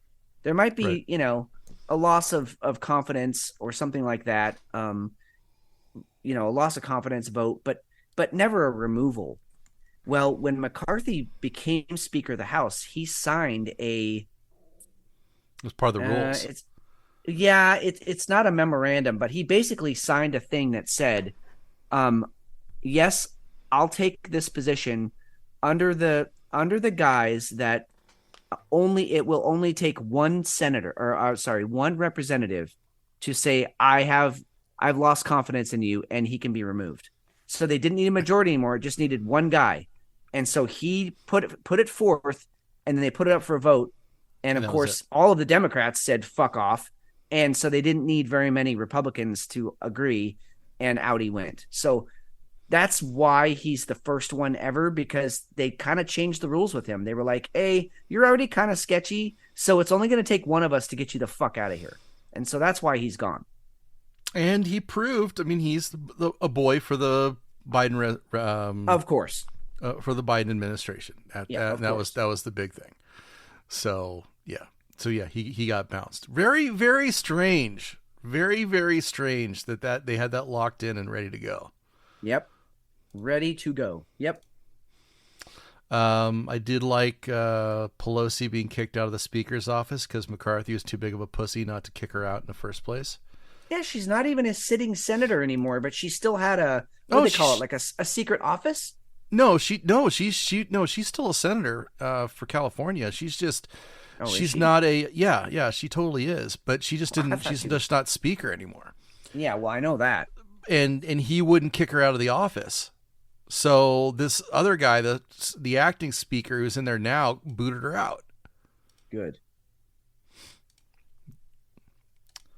So that wasn't even the worst part of what happened on the Hill this week. Yeah. It's not racist. The border wall's not racist when the Democrats say they can do it. It's not a waste of money. It's not racist. There's no problems with it. This was bizarre. Because, the timeline as I understand it, the Biden administration said, okay, we're going to start building the border wall again because we don't know what to do with all these migrants. Yep. And then everybody was like, that scene of Leonardo DiCaprio, like drinking a beer and pointing at the TV, like, wait a minute, you guys were fucking saying just, 2 years ago that it was a racist thing to do and that you weren't going to allow it to happen because Trump is a racist. Yep. But now you're going to refund it. And then they backpedaled and they're like, wait, no. And this was after 2 months ago where they decided to go ahead and sell 300 million of the wall, 300 million pieces of the wall for $3 million. Yeah. Good hard steel, American steel. They just sold it for $3 million. Yes. So no, thank you for bringing that up. So they sold a bunch of it and now they're going to start rebuilding that at our expense, by the way, U.S. taxpayers. And then they were like, well, no, hold on. No, we're not authorizing the wall being built, but we just can't do anything about the fact that Trump authorized it and the Senate voted it. And so we can't stop it from happening. So we're just going to let it keep going. Right. That was their cop out. Yep. And that was after Mayorkas came across and said, whoa, we need to do this. There's a huge problem. Yeah. Well, and Mayor Adams and I mean, all the different mayors around these. Yeah, exactly. And then by the end of the week, like you were saying, Mayorkas is going, and then he's backpedaling and he's saying, well, no, the stance hasn't changed. We just can't stop what was already put in place. Even though they've been stopping it for almost 3 years. Okay, Correct. Cool. Yep. But October of 2023, well, we just can't stop it anymore. Let's listen to Karen. Oh God, Karina, go to hell. If the border wall is ineffective, why is the Homeland Security Secretary saying that it's necessary to prevent unlawful entries into the United States? I have not seen that full statement. I know. I hear you. I'm just saying I've not seen his full statement on that. What I can speak to is for the president. The president's been very clear that he doesn't believe it's effective. He answered that question of your colleague. That's what I can speak to. That's what we're going to talk about. And we've actually said there are smarter ways and more effective ways in dealing with this. If the border wall... Okay. So were those smarter and more effective ways the things that they were doing prior that led to 3.8 million new immigrants coming into the country since he took office? Was that the smarter way of handling it? Apparently. I know we keep hammering on this subject, but this is one of the major issues of our it's a big deal. lifetime. This is a major issue. It is a huge drain on the economy, especially when you look at this is awesome. So in New York, Venezuelan immigrants are they're protesting because they don't want work permits. They just want the social services handouts. I mean, I would too. I don't know if you've seen the meme of the guy that's like, I can't afford my mortgage, so I'm going to leave the country for 2 months, and then I'm going to enter illegally, and then I'll get a new cell phone and $1,200 a month for free, for nothing, just showing up illegally. And rental assistance and all kinds of stuff. And all this other shit that it's insanity. And yes, to you, what you said in the chat, L, let me speak, but not actually answer anything. That's Corinne. I don't know how to pronounce her name. Corinne. I just keep calling her Karen. I'm good with it. Okay. She is. I thought. What's her name? The redheaded. I thought she was terrible and a gaslighter. Karina, whatever. That lady is fucking. She's a master. Like, you could teach a master class on how to gaslight an entire country. Yeah. I mean, she's amazing. Yep. And she's also a fucking idiot. Well, she's not an idiot. She's an asshole. And this is a big deal. And I know if Aaron or Joe were on tonight, I'm speaking for both of you because you couldn't be here tonight because it's too late. I will say that there is I'm putting on my tinfoil hat. I got it on. But one of the conspiracy theories around this is that, and it's well documented, that a lot of these immigrants were not just coming from South America. They're coming from, and we talked about this on the show a couple of weeks ago. Oh, yeah. They're coming from Africa. They're coming from China. They're coming from the Middle East. And there's a theory out there that what if all of those sleep cells just got activated tomorrow? Now, I know that there are more guns in this country than there are people. So it would be folly to think that 3.5 million immigrants could all of a sudden just take over a country. They couldn't. But what they could do is sow a lot of discord and a lot of chaos pretty quickly. Yep. I mean, fine, my house is defended, but guess what? I'm not going to work. I'm not sending my kids to school. I'm certainly not spending money at the fucking mall. That would throw a lot of things into chaos. Well, our infrastructure isn't protected like it should be. It is. That's another good point. And so, yeah, wouldn't take over the country, but they'd certainly make all of us, down borders and not want to leave the house. There'd be a lot of pain. Which could, be a lot of pain, to be a lot of chaos. It'd be long lasting. So there's that out there too. And I'm not saying I subscribe to that theory, although I'll tell you, I wouldn't be surprised. It wouldn't surprise me. Damn, this beer's good. You know what? With all the shit that's going on in the world, this beer makes me not care. I can't be in a good mood while I'm drinking this thing. It's so good. It's so good. Anyway, what do we got next? Oh, yes, pirates. Yes, the gay pirates. I mean, pirates in San Francisco. It's the Pirates of San Francisco. Oh, my God. Where is Captain Jack Sparrow when you need him? He'd be perfect. Perfect for this. I was just, only thing I'm envisioning is pirates from the Castro district. Yes. And that's exactly where I went. You've got rainbow flags and they're taking over yachts. And all they're doing, yes. And all they have on is a hat and a colored like banana hammock. Yes. And tassels on their nipples. Yeah. Yeah. And a bunch of kindergartners, because they want to give them a lesson on how to be a proper pirate. San Francisco, honest to God, I didn't see that.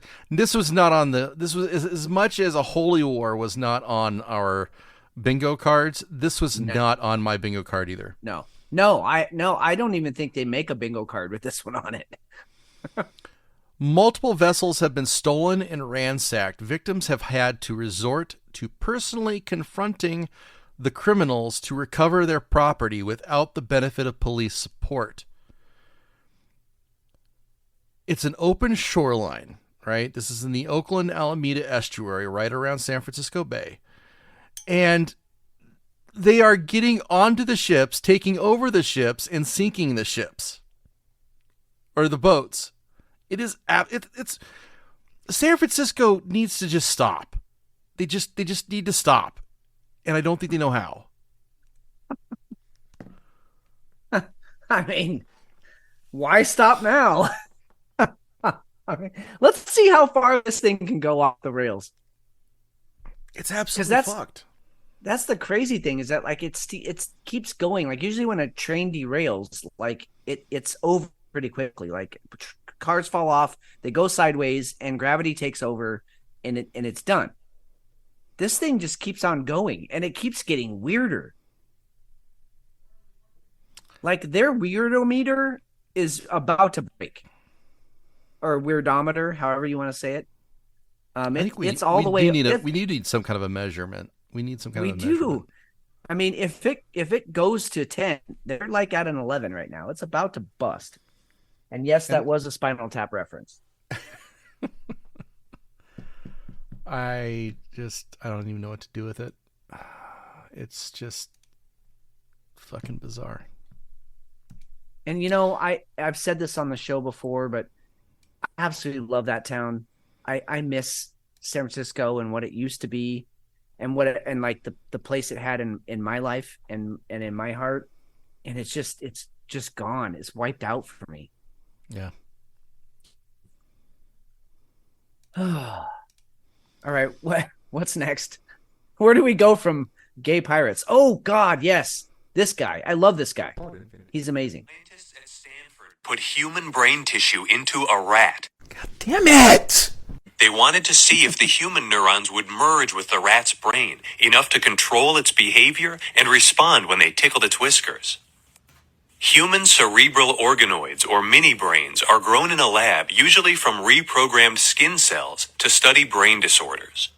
If you grow neurons in vitro, like a petri dish, they'll self-organize into biological neural networks with electrical communication similar to a developing brain, and maybe even some basic ability to learn. Mm-hmm. But mini-brains are hard to grow in a lab. They only get up to a few millimeters wide because they don't get the blood supply or chemical signals they get in a real brain.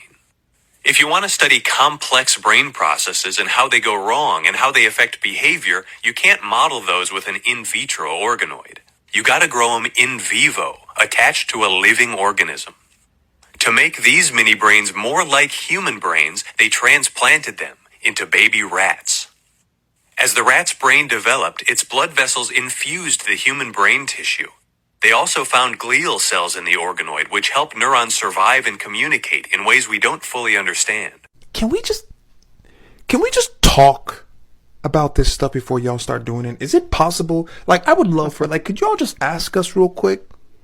Just a quick ask. Like, you know, simple, something like this. Hey guys, could we ask you guys something? Yeah, what's up? Well, we're thinking about putting human brains into rats. You guys okay with that? Wait, for what? Well, it can really help us understand brain disorders in human beings. You don't want to help people with brain disorders? It's always that moral battle. Of course I do. Of course I want to help people with brain disorders, but are you guys going to promise that you're going to be ethical about it? Oh, of course, absolutely. Yeah. You're not going to create Stuart Little, right? Stuart Little? You heard what I said. Stuart Little. The little mouse with the car and the plane, and he can talk and he has a job and stuff like that. Stuart Little. Well, we can't make any promises with that. All right, yeah, no. That's it. Just ask us. Because the moral thing is like, yes, of course I want to help people with brain disorders. Of course. But not at the risk of you creating an army of Stuart Littles. I don't know. Shoot. That dude's great. He's just great. He's funny. And also valid. Like his point. Oh, yeah. What are we doing here? What are we doing? And why don't you just say, hey, here's what we're planning on doing. How does everyone feel about this? Like, absolutely fucking not. No, do not do that. So I think we should do more of this during the week. It has to be a TikTok that it transfers to a podcast easily. So like this one was perfect. Oh yeah, no, minus the pictures. That's GIYOHNLY1 on TikTok.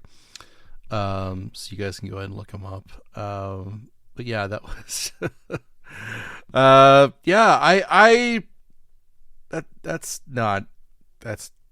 don't want to be in a world where Stuart Little comes walking up to me and says, hey buddy, what's going on?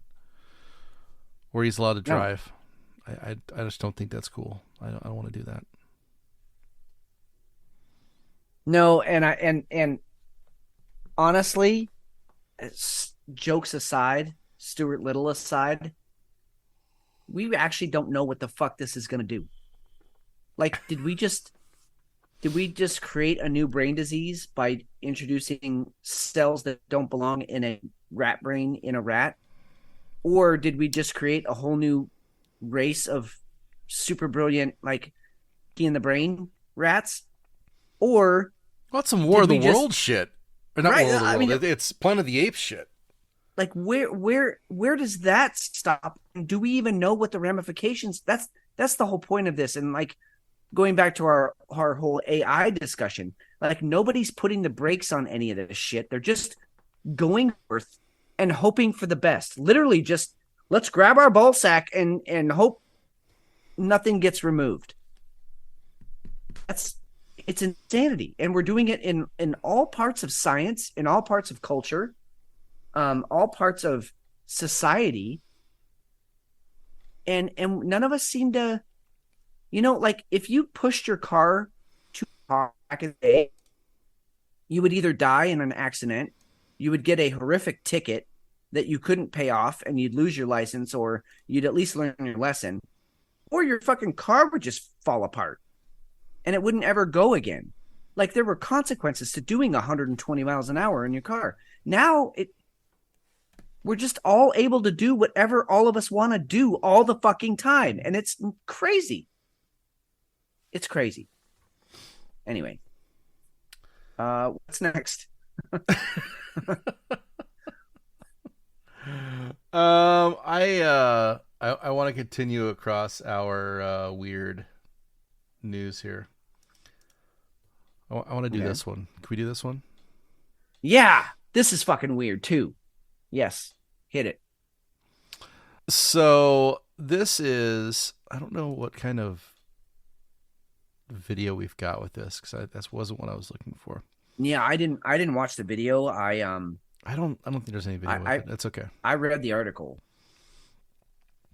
So the idea, and this was a Fox News, and it was actually in a couple other places, so it's not just a Fox News thing, but many Swifties, Taylor Swift's fans, they're blacking out, or they've got blank space after the show, so they don't remember a lot of what's happening.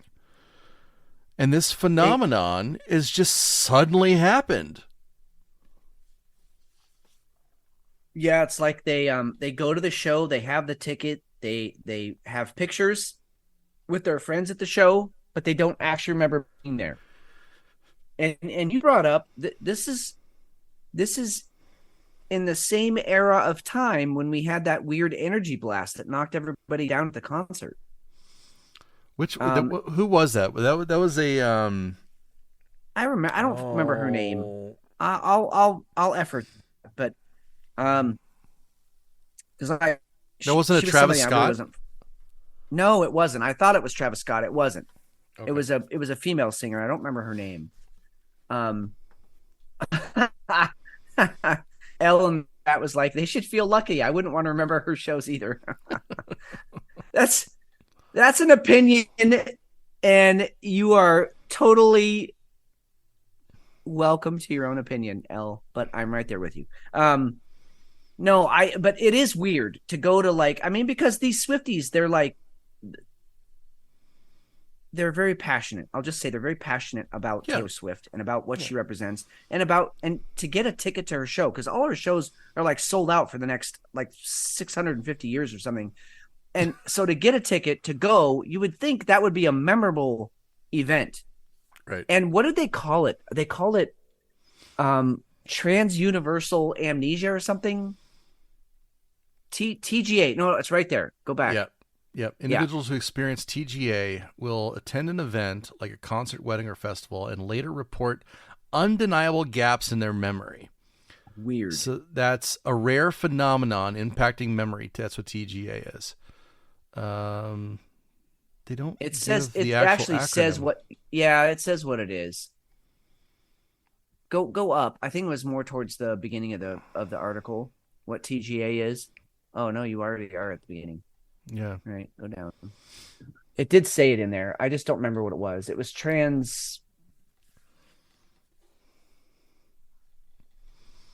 called transient global amnesia. That's what it is. Transient global amnesia.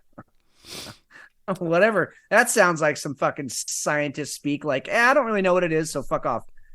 Oh god. Fibromyalgia. I don't really know why you're in pain all the time, so I'm just gonna slap his name on it. Here, take some Advil. Go away. All right. Yep. TGA can develop due to elevated blood pressure, strenuous physical activity, and emotional excitement, which Carol said are all sounds like a Saturday night for me sometimes. Theorized to temporarily impair the functioning of the memory center of our brain. This has never been a thing until now. This is such bullshit. No, exactly. No, you're 100%. This is more gaslighting. It is absolutely gaslighting. We have a thing. That's definitely a documented thing, and it happens, so don't worry about it. No, because I honestly, I went through year by year. I could tell you most of the concerts I went to, and they were, live in a dive kind of stuff. They weren't even big bands. They were just fucking concerts I went to, especially if you showed me my ticket from going, I'd be like, oh, fuck yeah, that was the night I got one in the fight with the fuck guy in the camo pants. Remember that guy? I know you remember that guy. Oh, yeah. I mean, no, that's not a phenomenon that's ever happened before. And you can't tell me that Taylor Swift is just she's so angelic. She's amazing. So intoxicating. That I just, so the energy wave that happened at a Lana Del Rey concert. Oh, that's Lana. right. It was Lana Del Rey. Yeah. There's usually not a lot of energy at her concerts. There's a lot of. She's not one that I would consider like energy wave worthy. No, this is the kind of stuff that, like, I'm sorry, but anybody who went to a Michael Jackson concert would never forget that they went to a Michael Jackson concert. I know that's maybe a bad, but he was like the biggest of our, early childhood, like the biggest thing by far. Well, to ever, I mean, he was. And you're telling me that this shit never happened at an NSYNC concert? Right. Or exactly. A Kiss concert or a Metallica concert. This is such bullshit. So, all right, let's go. My tin foil hat's right here. I'm putting it on. Gotta possible throw it on. theories. Possible theories. What do you got? What do you think's happening here? We could be doing. There could be wavelengths within the music that are doing something to people. Okay, I like that one. You could have some subliminal shit going on. There's enough strobe and different lighting that takes place and different messages that go up on the screens. I think you were the one who pulled the stuff from the new Sphere, right? Yeah. Okay. Yep. Manipulation is not far-fetched here. And we've proven that you can do a lot with psychedelics. Yes, psychedelics, and even with strobe lights. I mean, there are police forces right now that are arming themselves with a light that strobes at a specific cadence, at a specific frequency. It just knocks people out. Like, it literally taps into your corpus callosum, crosses it up, and it shorts out your brain, and you just fall down and collapse with zero side effects. You wake up the next day and you're fine. And they just do it with sheer light. It's wild shit. And that of course the military's been working on that for years, but actual police forces are using it. Instead of a taser or a actual firearm, they just hit you with this light and bam, you're down. You drop the gun, you drop the hostage, you're just out. All right. So yeah, it could be something like that. So you want to hear this is my ultimate. Yes. That's what I wanted. Yep. Okay. I think, who goes to a Taylor Swift concert? Typically. 16-year-old girls. Yeah. Young females, right? Yep. So we have a major birth rate crisis going on in this country right now. Males are not able to get it up, and women are not getting pregnant. Okay. So what if they're taking these women, they're blacking them out, and a certain number of them get taken from the crowd, their eggs get extrapolated, and then they're inserted back in the crowd, and they don't remember that time while they were gone. Oh, that just went dark. That went dark. You didn't see that shit coming, did you? I did not see that coming. I told you I had my tinfoil hat on, man. Wow. And you know why that's dark? Because it's plausible. Oh, it totally is plausible. You could see that happening. And truly, okay, yes, that would be very difficult to do, to take somebody off of the floor, make sure that they're going to be not able to go ahead and experience the next 20 minutes or whatever, half an hour, however long you took to the extraction, and then drop you back on the floor in the same place that you were at. But that's interesting. Yeah. I'm not going to subscribe to it, but yeah, why not? I'm not sure I subscribe to it, but holy shit, imagine. I think Taylor's PR group got a hold of all of these different outlets, knew that this was happening because the lighting is jacked up. You got people who are susceptible to strobe lighting, and maybe worse things than that, right? Than just going through memory loss. And this is the way of saying, well, don't sue us because this is the emotional connection to her music. So it's actually how connected you are, and that's why you're experiencing the memory loss. Wait, are you saying they got Bill Cosby'd? He got roofied on the floor, maybe. I don't know if anybody's walking out of there being violated. I mean, do we know who my these ears would be security guards violated, are? but Yeah, besides your ears. But I mean, again, these concerts are filled with some of the most beautiful women in the country or on the planet, whatever. I mean, it's the exact age you said, 16 to 24-year-olds. What if they're all being impregnated? Well, that's the other side of it. Maybe their eggs weren't being taken, but they were being, inseminated. And then they're like, I don't remember the Taylor Swift concert, nor how I got pregnant, but here I am. Holy shit. We started the night a little late, and then we got into some really heavy shit with Hamas and Israel. And we've rebounded completely to Taylor Swift concerts being responsible for either egg stealing or breeding, and people are being roofied during it. That's where we've come tonight. That is probably the most whiskey hell that we have ever whiskey held. Oh, we whiskey held all over this. I'm still whiskey helling. Oh, that's amazing. Hey, Hefe. Yeah. Do you recall ever going to a concert and being like roofied? Or like, not like drinking something and not being able to remember it, but because you were so emotionally attached to the singer or the bands or whatever that you just completely don't remember like some of the show? Nope. Okay. So Swifties are experiencing this. Okay. Taylor Swift's people are experiencing this, and Fitz has done some goddamn work tonight just establishing that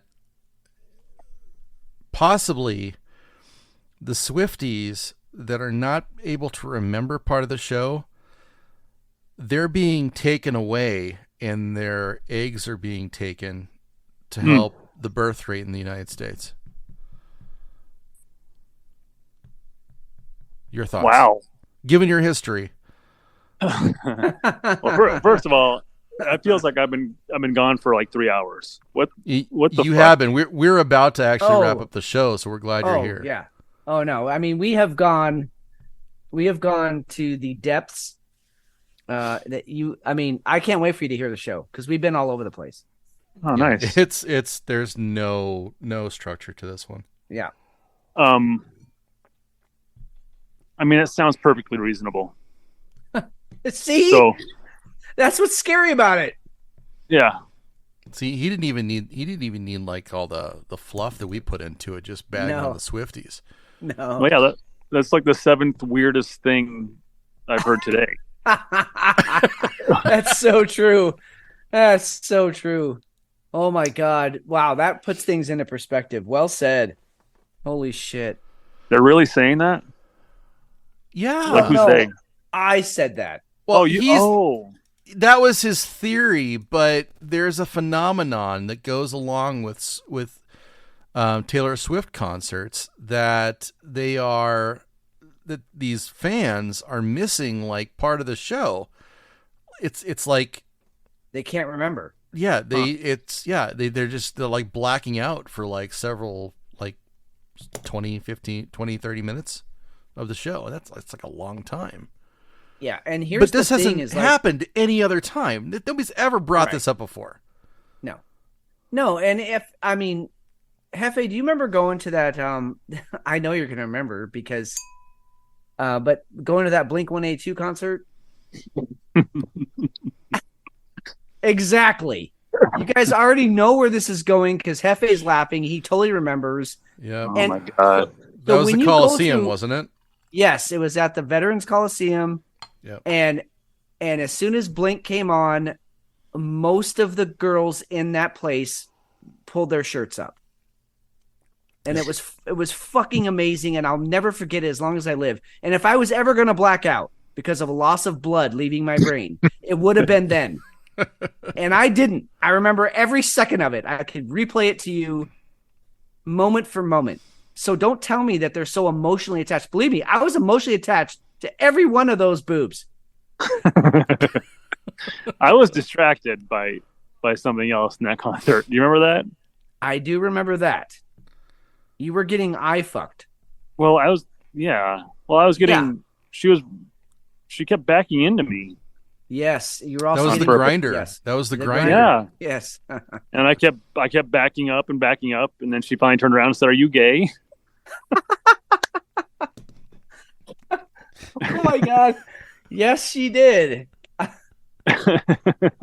No, are you? No. Would you like me to be? Hold on. Wait a second. Where No, do I need to you go with are. this?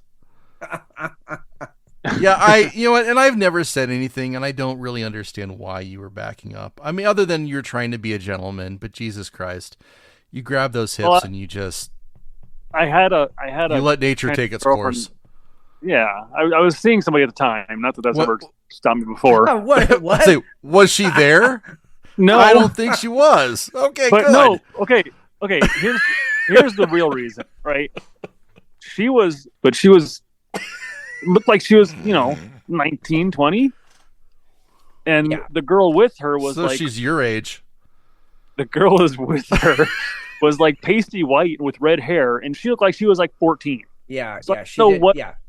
I don't know what was going on there. Yeah, they looked underage for sure. Yeah. Yeah. Like the one was for sure. And so I just assumed, well, you got to be careful with stuff like that. Yeah, you do. But you know what? Buttercup has gone to a Swiftie concert or 5. Oh, that's she might true. be able, yeah. That's true. She might be able to fill in. I wonder how much she remembers. I don't know if she's listening tonight, but no, she's not online with us now. So we'll have to have her report in. Buttercup will have to report. Yeah, let us know what I'd she like says to. then. I'd like to know, and I believe Buttercup went with her daughter. Yeah, so that's why she went. But I would like to also know, and not that I want to put a kid on the spot, but I want to know: how much of that concert do both of you remember? Okay. Because it'd be interesting if Buttercup remembered everything, but her daughter didn't, because her daughter was so into the Swiftie movement. You know what I mean? That's what. Yeah, I don't know. Just a theory. I just want to point out that we're not suggesting that the three of us need to go to a Taylor Swift concert and check our blood pressure and pulse and make sure that we're not blacking out, right? Do some live reporting. I mean, God, if it's for the show. Do we have a budget for that? No. I'll write. I can write it off. Me too now. Maybe if we get 100 more Patreons, maybe we might be able to go and swing something like that. Is there? Is there? Because I've never been. But is there full a disclosure? 21 I doubt that they'd want to actually fund us going to do something terrible like that. Go ahead. Sorry. No, but is there a 21 and over section at a Taylor Swift concert, just so we could be safe? And is there an old man that didn't bring his daughter section? Dude, stop fucking ruining it. I'm just. Well, yes, sir. Oh, you're in section 119. Okay, no, dude. Yeah. No, I can pull off. I can pull off being a Swiftie. I'll fucking put on eyeliner. I don't care. Just be really careful saying the term "pull off" being a Swiftie. I'm just saying. I got this. Whatever we need to do for the show. Yeah, for the sake of the show. Yes. All right. See, Tabby is jumping in here. She's gonna dress me for this event. Yes. Jesus. Full on dress me. I pick out my outfit. I want my makeup. I want get your hair did. I want my hair did. I want my nails. Just do me up. That's what and again, we just need to be able to get in. This is for homework. This is for research. Hey, if the idea of going to the Taylor Swift concert falls through, or even if it doesn't, can you take this outfit and if your work has a Halloween party, could you go dressed like that? That would be so great. Your first Halloween party at that company, and you're showing up like that. Like, you bring the house down, man. I'll tell you what, we have a very robust, very strong DEI department. So that's a yes then. Yeah. Oh, no, absolutely. And not only that, but everyone there would have to be like, "Oh my gosh, we're so proud of you." They would have to. They would welcome me with open arms. Oh, look at it. Fitz. We had coming out. We had no idea. See, the only thing that might of roses and flowers thrown. You're gonna get the only thing that might give me away is number one, my tattoos. Like, none of them are even slightly feminine, and 40% of my body is taken up with tattoos. The other thing is, we could slap some dolphins and butterflies on your wrists. We got this. Come on. Okay, I'm good. really good with a Sharpie. No, this is good. We're problem solving. The other problem is, someone mentioned a wig in the chat. I definitely want to. Yes, Tabby mentioned a wig. I definitely need a wig. I need. If I'm gonna get into this role, I need to have hair. Well, yeah. Right. Yeah. And not just hair for me to feel, but like other people need to be able to like twist their fingers up in it and get lost in my locks. I just want you to do the hair flip. That's all I care about. You just have to do the hair flip and get it like from in front of your shoulder over your left shoulder. I'm getting detailed, but I just want to make sure that happens too. Whatever needs to happen for the good of the show. Let's do this. You're here. Hefe, you always bring the A game, man. This is exactly how tonight need to be. Oh yeah. No, think about it. Hefe's been here for a total of 20 minutes now, and we have anal bleaching that flakes. Flakes. And then now I'm going to my next company function in drag. Yeah. Yes, you are. And it's going to be great. Oh, it's going to be amazing. I want to be there so bad. I'll make sure someone or everyone is videoing. You'll get it from multiple angles. Can your wife like do a play-by-play for us? Yeah, you know what I was thinking about? What if I did a God damn it, what are they called? The GoPro. I'll do a GoPro, but I'm gonna mount it, on my crotch area, so we can see how many people look down to see if I actually have a dick.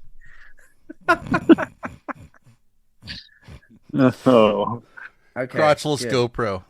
I'm in. And I'm going to take like 7 Viagra before I go in there. So I'm just walking around fucking hard as a rock, baby's arm sticking out of my mini skirt. And I'll be like, hey, Chief, eyes up here. Hey, eyes up here. That's a hostile work environment. Yeah. For the love of Don't God, stare at it. use the word chief. Don't stare at it. It makes it harder when you stare at it. Oh my god. Oh, go to your DEI HR person and say, "Hey, this is a really big day for me. Can you come with me?" Yeah. I need you to hold my hand. No, I need you to hold my heart on. Oh god. She would do it. She's wild, man. She's out there. She has a dog named Cricket. And I asked her, I was like, "Why would you name a dog Cricket? Because it's a dog." And she's like, "Oh, because he's like Geppetto, like he's on my shoulder, telling me the right things to do all day." And I'm like, "That's a little baby schnauzer. Like, he's not telling you what to do, shit, lady." But anyway, no, she's high as fuck. Make her your friend. And she's making 6 figures every year, guaranteed. Good for her. Yeah, good for her. Absolutely. Well, Find it's your niche, Oregon. man. I mean, that's good. That's Oh good. shit. Yeah. All right. Yes. Yes, just to reinforce what's happening in chat. Yes, you are all a bad influence on us, and yes, we love all of you. Oh, this is a late show. Yeah, it it is a late show. We got It started is. late, but That's all right. here we are. That's all right. It's only midnight. It's been good. It's Yeah. been good. Hefe, we haven't gotten the nightly report. Any crazy action on your end or things going well? No, there was a really good guy in roulette, but when I was mucking, he decided to go outside and smoke a joint. They're his words. Well, fuck him then. So he was gone for at least a half hour because I just stood there on roulette. Didn't get to deal to him. So it is what it is. Hey, do you ever go back into, after you talk to us, do you ever go back in, and then like bring up some of the stuff that you talked about, just like to see if anybody else knows about it, since we are incredibly informative? I've done that before, but not too often. Well, when you go in, now you could talk about the Swifties. Yeah. Yeah, have you heard that Swifties actually are blacking out at concerts and they don't know why? I'm gonna try that. I'm gonna see how that goes. Also, little known fact, and you'll understand the context when you listen to the show, but scientists have actually put human brain cells in the brains of, was it mice or rats? Rats, actually. Yeah, and rats. So they put human brain cells in rats, in baby rats. Good.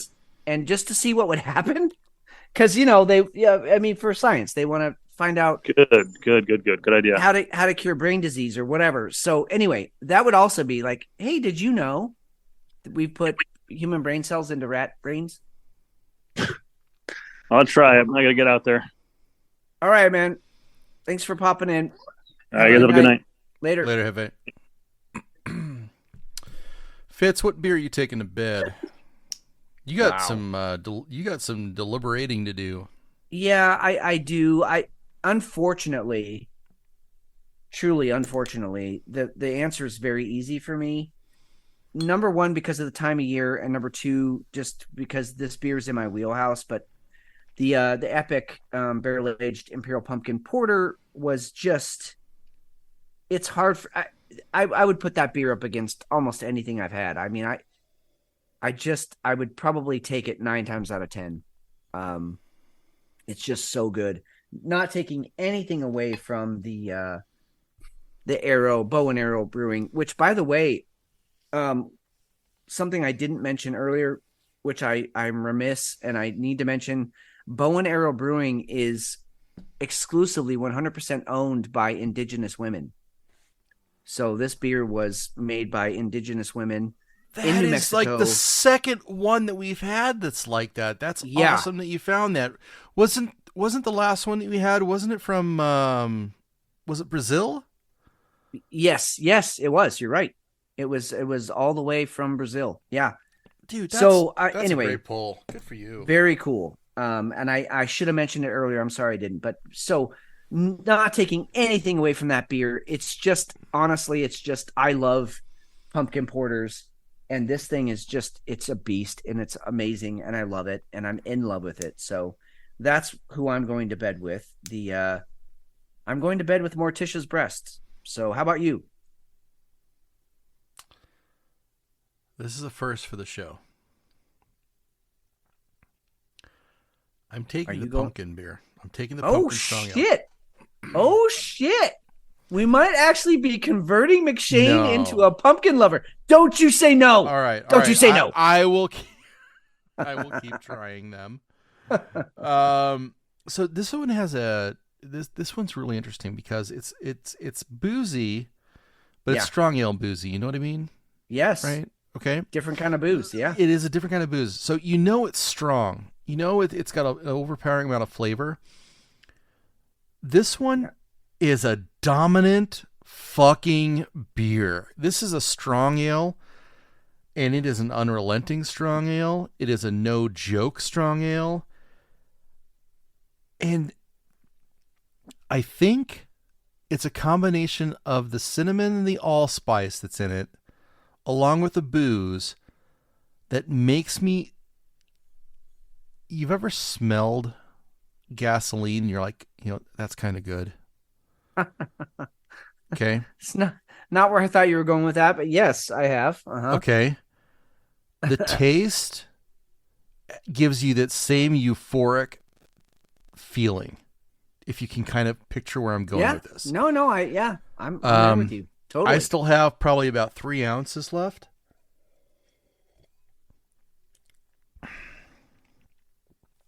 Like I would love to try and light my breath on fire right now, and it's a good feeling. That it's I've never had a beer like that. I'm taking that one to bed. I love it. I mean, I think that's a perfect way to end this show. I mean, we both are taking the pumpkin beers. It's October. It's starting to get cool out. Fall is coming. World War III just broke out. I mean, how could this be any better? You know what? We did a lot of good tonight. Yeah. A lot of good. A lot of mental health. A lot of good stuff. Like you said, World War III is coming. Everybody's aware of it now. We've got gay pirates in San Francisco. Oh my God, so good. Like legit pirates, not butt pirates. Totally different thing. And the Hefe totally derailed us a couple of times. So bleach. We even worked in bleached buttholes somehow. It was a really good night. We got anal bleaching. We had anal bleaching. We had gay pirates. We had somehow zombies got brought up in the chat somewhere. So we had zombies tonight. We had Morticia's boobs. I mean, we had egg harvesting at Taylor Swift concerts.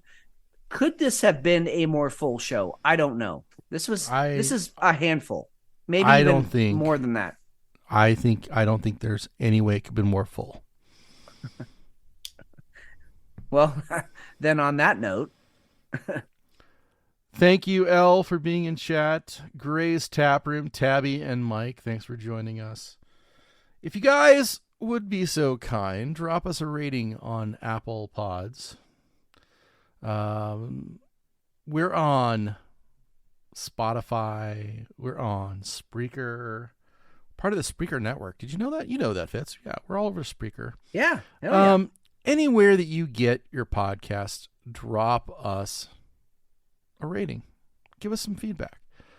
whiskeyhellpod@gmail.com is the email. You guys can go to whiskeyhellpod.com. Check out the website. We have a Patreon, Fitz. We haven't talked about the Patreon in a while. We have some wonderful Patreons who are taking care of us. We have the best, by the way. We have the best. I mean, yes. Yeah. They inspire us to do better. I mean, that's actually really true, because when we were just doing this for just for fuck all, when we were just doing it for us, like we could have a bad show and I'd be like, whatever.